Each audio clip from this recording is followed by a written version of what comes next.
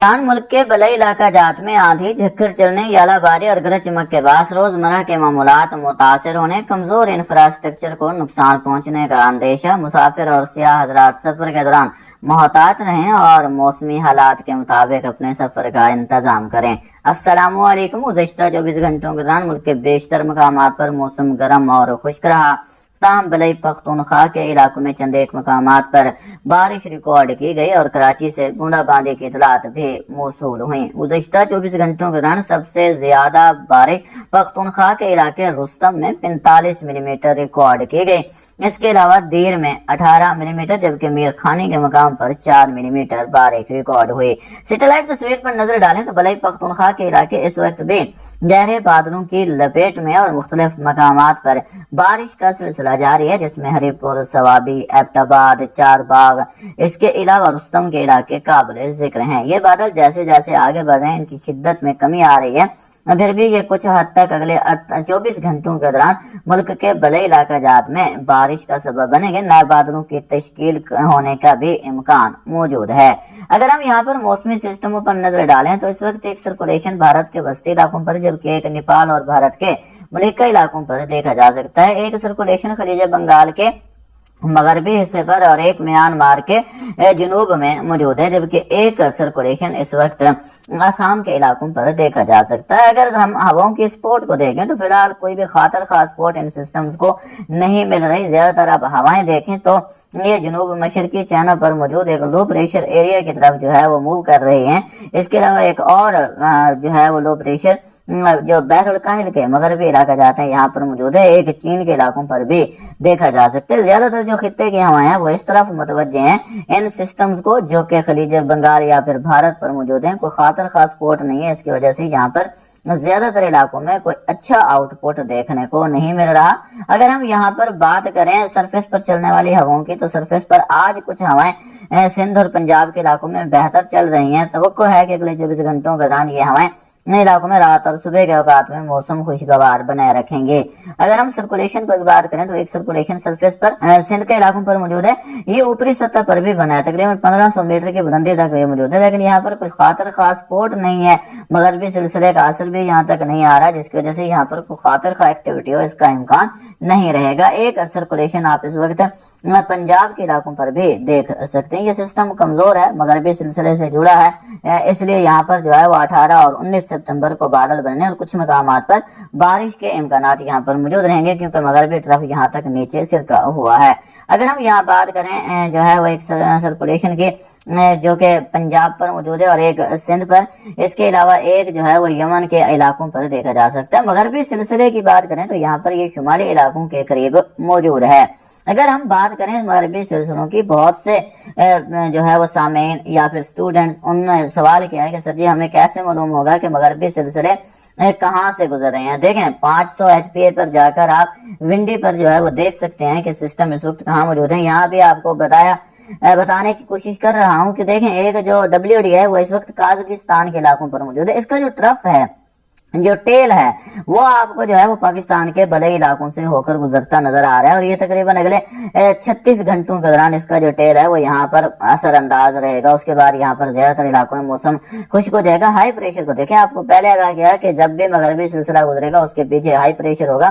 High pressure تھوڑا نیچے ہوتا ہے، آپ دیکھیں تو اس وقت یہ سعودی عربیہ، ایران، افغانستان کے جنوبی علاقے، اس کے علاوہ پاکستان کے جنوبی علاقے، یہاں پر ان کو متاثر کر رہا ہے اور یہاں پر کوئی خاطر خواہ ایکٹیویٹی ہونے والی نہیں ہے۔ اسی سبب سے ہی سعودی عربیہ کے کئی علاقے جو ہے وہ اس وقت خشک موسم کی لپیٹ میں ہیں۔ اگر ایک اور مغربی نظام دیکھیں تو اس وقت آپ بحر اسود کے اوپر دیکھ سکتے ہیں، یہ بحر اسود کے اوپر موجود ہے، یہ آگے حرکت کرے گا۔ اس کا بھی کوئی خاص اثر پاکستان پر دیکھنے کو نہیں ملے گا، کیونکہ جو اس کا ٹیل ہوگا وہ اس موجودہ سلسلے سے بھی کافی حد تک اوپر کی طرف رہے گا، جس کی وجہ سے پاکستان کے زیادہ تر علاقوں میں سسٹم سے کوئی خاطر خواہ ایکٹیویٹی ہو اس کے امکانات نہیں ہوں گے۔ ایک ہائی پریشر آپ جو ہے وہ کہاں پر دیکھ سکتے ہیں، بحیرہ روم ہے اس کے جو مغربی حصہ ہے اس پر دیکھ سکتے ہیں۔ یاد رکھیں، آپ کو پہلے آگاہ کیا ہے کہ بحیرہ روم صرف جو ہے وہ ایل نینو کی جب صورتحال ہوتی ہے اس میں یہ کافی ایکٹیو دکھائی دیتا ہے۔ اب جو سسٹم ہے آپ دیکھ سکتے ہیں کہ یہ بحیرہ روم سے نکل کر نہیں آ رہے، یہ بحر اوقیانوس سے نکل کر جو ہے وہ آگے کی طرف حرکت کر رہے ہیں۔ ہاں کچھ نہ کچھ نمی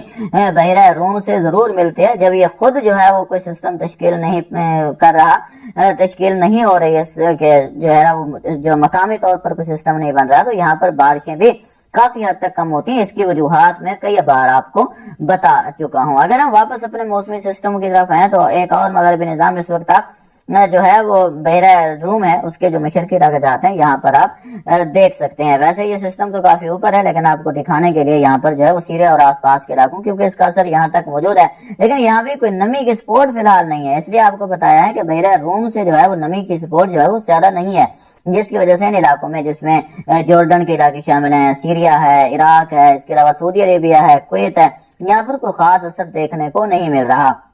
اگر ہم بات کریں یہاں پر آئی ٹی سی زیڈ کی، تو آئی ٹی سی زیڈ مزید جو ہے وہ نیچے اب سرکے گی، لیکن ابھی بھی یہ جو ہے وہ گجرات کے علاقوں تک بنی ہوئی ہے۔ ایک اینٹی سائیکلون بھی بھارت کے علاقوں پر دیکھا جا سکتا ہے، کمزور سی آف شور ٹرف بھی بھارت کے جنوبی ساحلی علاقوں پر دیکھی جا سکتی ہے۔ ان تمام تر موسمی سسٹموں کے زیر اثر اگلے 24 گھنٹوں کے دوران وطن عزیز کا موسم کیسا رہے گا؟ سندھ بلوچستان کے زیادہ تر مقامات پر موسم خشک رہنے کا امکان ہے۔ ساحلی علاقوں میں سمندری بادل ضرور رہیں گے، لیکن زیادہ کسی خاطر کا موسمی ہلچل کی توقع نہیں ہے۔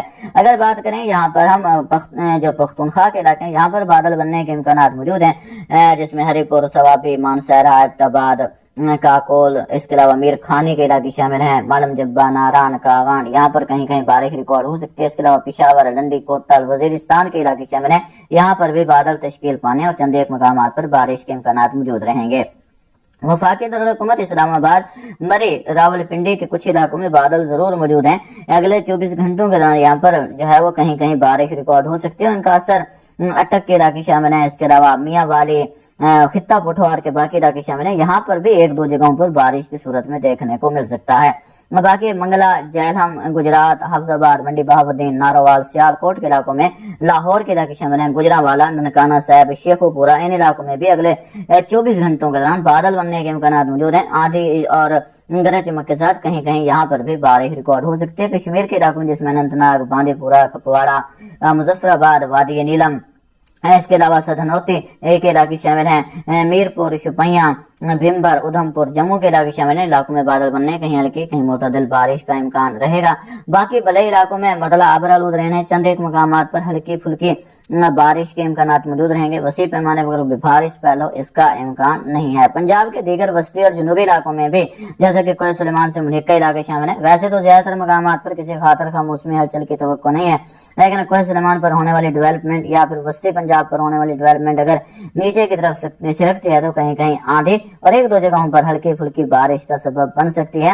کوہ سلیمان سے ملحقہ علاقوں میں اچھا آؤٹ پٹ ملنے کے امکانات رہیں گے، باقی زیادہ تر مقامات پر کوئی خاطر خواہ ایکٹیویٹی ہو اس کا امکان نہیں ہے۔ اگر دریاؤں کی صورتحال پر نظر ڈالیں تو اس وقت الحمدللہ جتنے بھی دریا ہیں وہ سارے کے سارے اپنی نارمل پوزیشن میں آ چکے ہیں، لیکن ابھی بھی ستلج میں گنڈا سینگوالا کے مقام پر درمیانے درجے کی سیلابی صورتحال اور تقریباً 95,000 کیوسک یہاں پر بہاؤ ہے۔ اس کے علاوہ اگر بات کریں سلیمان کی اور حیض اسلام کی تو یہاں پر بھی نچلے درجے کی سیلابی صورتحال ابھی بھی برقرار ہے، لیکن اب مسلسل پانی کی سطح میں کمی دیکھنے کو مل رہی ہے۔ راوی، چناب، اس کے علاوہ جہلم تمام ہیڈ ورکس پر نارمل بہ رہے ہیں۔ اگر ہم سندھ کی بات کریں تو سکردو سے لے کر تونسا براج تک نارمل پوزیشن ہے، البتہ گدو براج پر درمیانے درجے کی سیلابی صورتحال ہے، پانی کی سطح کم ہو رہی ہے۔ البتہ یہاں پر سکھر براج پر اونچے درجے کی سیلابی صورتحال ہے، یہاں پر پانی کا بہاؤ تقریباً 5,11,000 کیوسک ہے۔ کوتری پر جو ہے وہ نچلے درجے کی سیلابی صورتحال ہے، یہاں پر ابھی جو بہاؤ ہے وہ 2,90,000 کیوسک ہے۔ جاتے جاتے ہم چاند گرہن پر سورج گرہن پر بات کرتے چلیں۔ جو سورج گرہن ہوگا وہ توقع ہے کہ 21 سپتمبر کو ہوگا، لیکن پاکستان میں اس کا نظارہ نہیں کیا جا سکے گا۔